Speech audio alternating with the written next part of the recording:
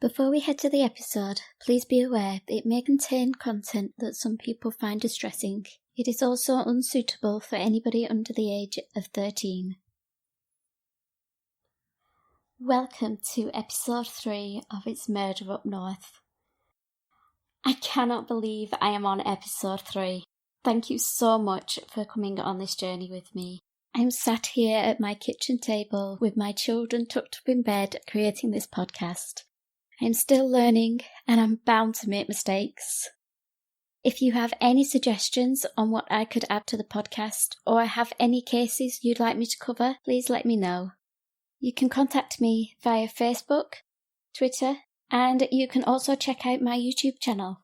Before I head to the episode, I'd just like to say thank you to a couple of very important people who have offered me support this week. Thank you to David, Zoe, and Friendly Fraggle. Now let's get this episode started.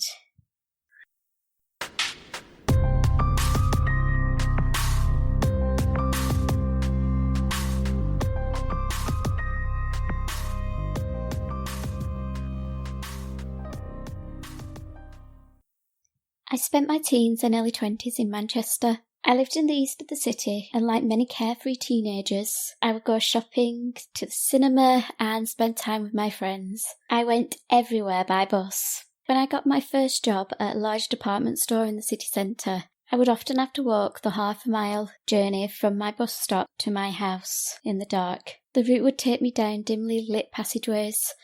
Believe me, if there was an alternative, I would have taken it. The area at the time was undergoing a lot of regeneration, and this meant that there were a lot of empty, boarded-up houses, so the streets were quite desolate. It was a frightening walk for a 17-year-old, and as I'd make my way home, I'd keep an eye on those shadows, just to make sure nobody was lurking there.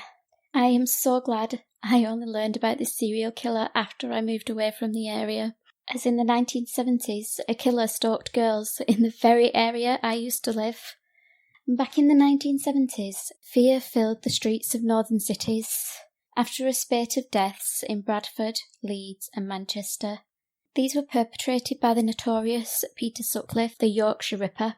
His reign of terror overshadowed the murderous deeds of another serial killer, who was also on the prowl on the streets of Manchester. This killer and his crimes have all but been forgotten. He was Trevor Hardy, the Beast of Manchester. Trevor Hardy was born in Manchester on the 11th of June 1945. His parents were hard-working and well-respected members of the community. His dad took particular pride in ensuring that his children were well-mannered and well-behaved. For the early years of his life, Trevor was the youngest child, and this came with the usual luxuries of being the baby of the family. He was doted on by his mother, protected by his siblings, and his father was a little more lenient. This all changed when Trevor was about 7, with the arrival of his baby brother, Colin. Shortly after this change in his home life, Trevor began acting out. He started getting into trouble at school, and would be responsible for petty thefts in the area. As his little brother Colin grew up in a loving household, Trevor began to spend more time in Borstal, predecessor to a young offenders institution. Trevor used to boast about his abilities to break into houses. During the 1950s and 60s, it was normal for people to leave their doors unlocked, while the kids played out on the street and they hung their washing out in the yard.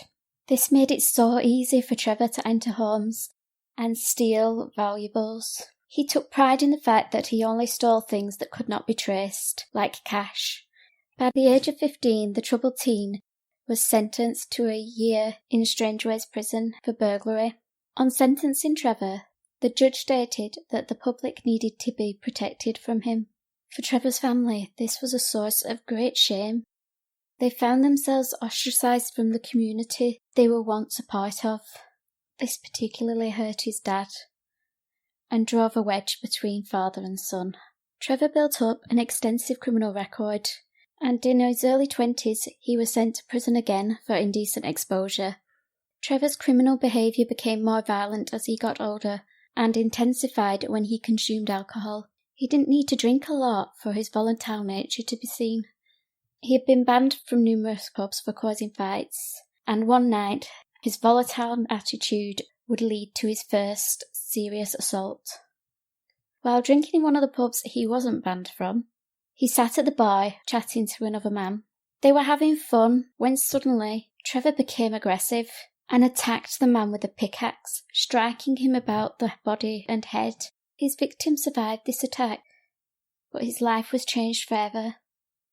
Trevor was sentenced for 5 years and was sent to a prison on the Isle of Wight, which sits just off the south coast of England. Tragically, his victim would later die from complications caused by the injuries he suffered, all because of a disagreement over who was going to buy the next round of drinks. Upon his release from prison, he met Sheila Farrow, and the couple moved in together. They'd often be seen in the local pubs of the Moston area of Manchester. She was a bit older than him, and he was often overheard saying that she was his mother figure. On an early morning in July 1975, a dog walker made a gruesome discovery. As they passed a building site, their attention was drawn to a pile of bricks. When police arrived at the scene, they discovered the body of a teenage girl, concealed beneath a sheet of cardboard. She lay on her back, partially dressed and barefoot. Her face had been beaten to the point she was unrecognisable, and her eyes had been removed. Her body bore signs of a severe attack. The police searched the area, but they were unable to find any way of identifying the victim. An autopsy revealed the full depravity of the murder. The young girl had been sexually assaulted, her body mutilated. Bite marks were found on her body, and one bite had removed her nipple. The perpetrator's vile acts didn't end there. They found the girl's missing eyeballs in her abdominal wounds. 200 yards away from the horrific discovery, the Scala family were concerned that their daughter Wanda hadn't returned home from work. The night before, Wanda was working as a barmaid at a local pub. She was 17 years old and was due to be home by 1 a.m. I've been unable to find much information about Wanda. I would have loved to have told you more about who she was and what she was like, but unfortunately her murder was only covered briefly by the local press, so not much is known about her. A couple of days later, the police were called back to the crime scene to discover that the perpetrator had returned and left Wanda's missing shoes next to where her body had lain.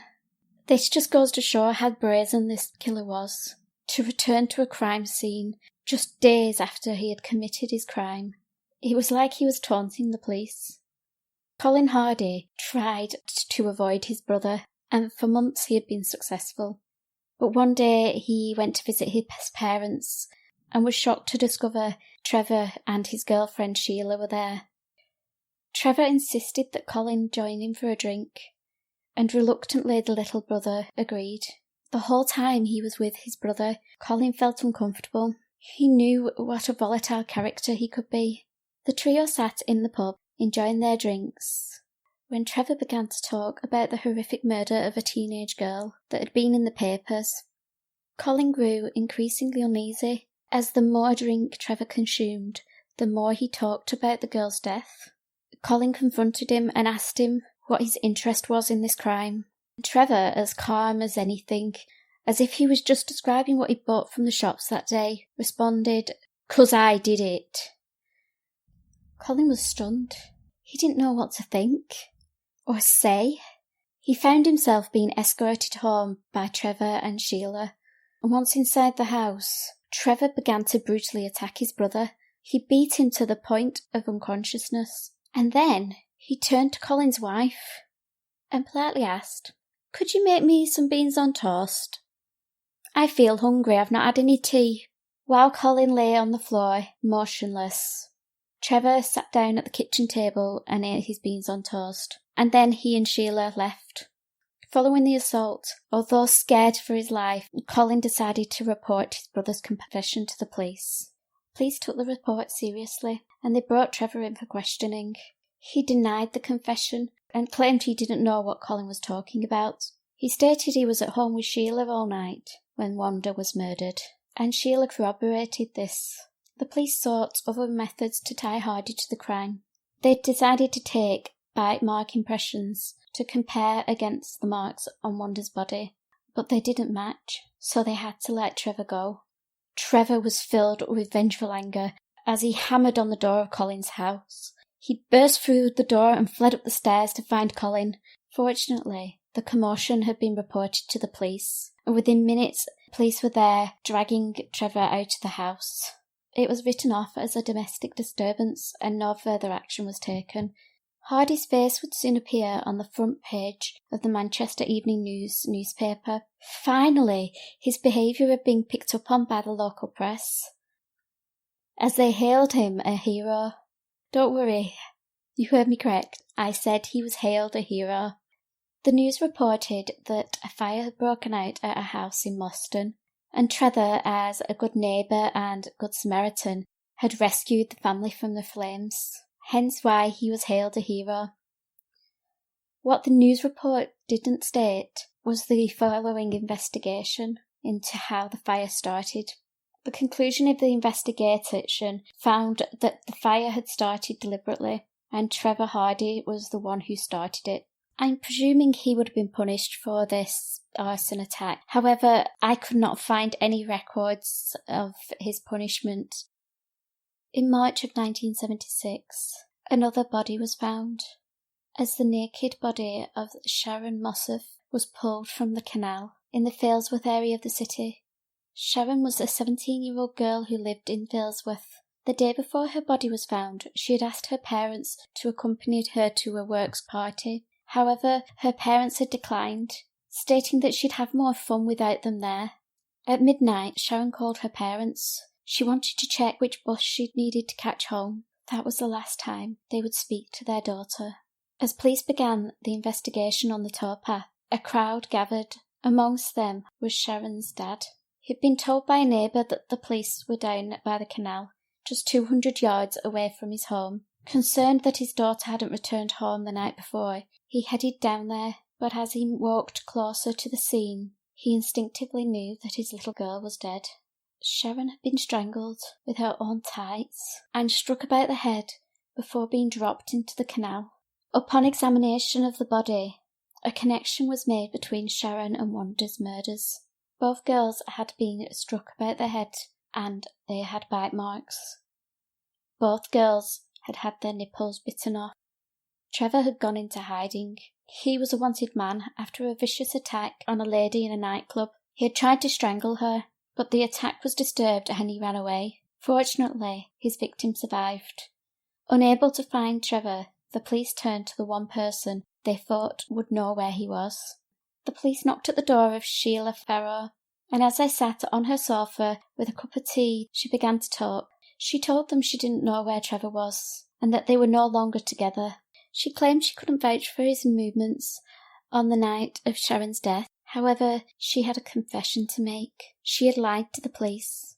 Trevor was not with her on the night of Wanda's murder, and she didn't know where he was. All she knew is that she was at home alone. This lie helped Trevor walk free. It helped him commit another murder. I don't know why she lied. I don't know how she has lived with this lie. Police finally tracked Trevor down to a property in Stockport, where they found him hiding in the loft. He was arrested and brought in for questioning regarding the murder of Wanda and Sharon. During his interrogation, Hardy would shock police with new revelations. He told them that when he was arrested for Wanda's murder, he knew that they would take teeth impressions, so he had a nail file smuggled into his cell and filed down his teeth so they would not match the bite marks. Anyone who's had a raw nerve on their teeth will know that this hurts like hell. It shows the depravity and extent at which Hardy was willing to go to avoid being caught. But Trevor's revelations didn't stop there. He was about to confess that Wanda wasn't his first murder. 18 months earlier, just 6 weeks after he had been released from prison, he bumped into a young girl on New Year's Eve. She was heading to a party. He claimed he thought she was an ex-girlfriend who had scorned him whilst he was in prison. He brutally attacked her, stabbing her in the neck, and then he disposed of her body in a shallow grave. Not only did he bury her body, but he returned to the site numerous times to mutilate and dismember the body He scattered parts about the field where he had buried her and threw her head into a nearby lake. Her name was Janet Leslie Stewart. She was just 15 years old. She lived in the Harper Hay area of Manchester and worked at the Bellevue Entertainment Complex. Tragically, she lived just 100 yards away from where her body was found. For 18 months, her parents had been wondering where their daughter had gone. They'd reported her missing, but the case soon went cold.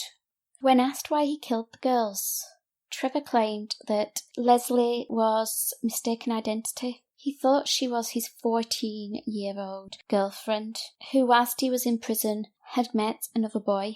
He stated that Wanda was a mugging gone wrong, and Sharon was just in the wrong place at the wrong time. She disturbed him whilst he was breaking into a hardware store. He went on to explain that after he disposed of Sharon's body in the canal, he returned later, jumped into the cold water and retrieved the body.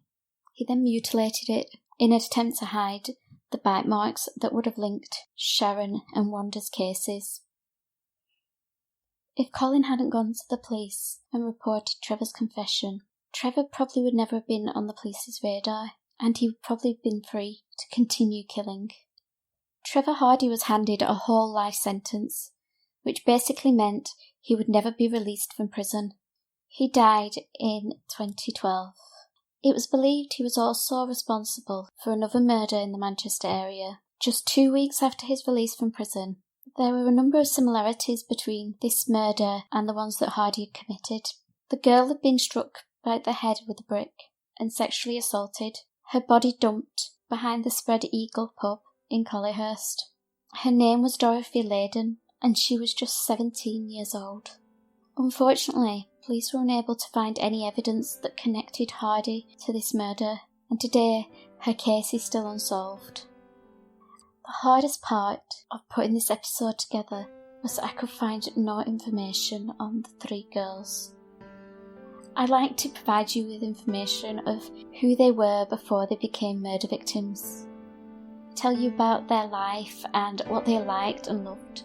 However, in this case, every documentary and newspaper article I read, they were just footnotes in the Trevor Hardy story. So tragically, I could not give you the information I wanted.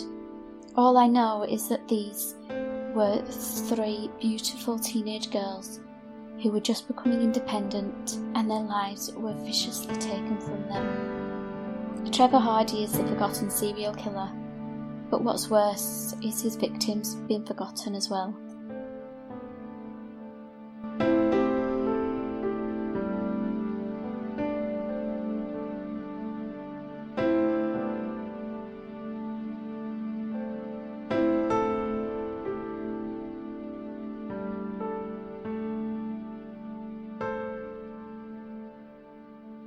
Thank you so much for joining me for episode 3 of It's Murder Up North. I would love to know your thoughts on the case. Have you heard of Trevor Hardy? I admit, despite living in Manchester, I had not heard of him, and to be honest, that's a good thing. I think I would have been a little more terrified on my journey home from work. And what are your thoughts on Sheila? Do you think she lied out of love or out of fear? And what do you think made Trevor the person he was? Apparently after his death, Colin was sent Trevor's belongings, and in them he found letters claiming that Colin was responsible for Dorothy Layden's murder. Trevor also blamed his parents for his upbringing, saying it was their fault that he behaved the way he did. Thank you so much for listening to this episode. Please follow me on Twitter, on Facebook at It's Murder Up North, and check out my YouTube channel. Episode 4 will be coming soon. In the meantime, keep an eye on those shadows. Goodbye.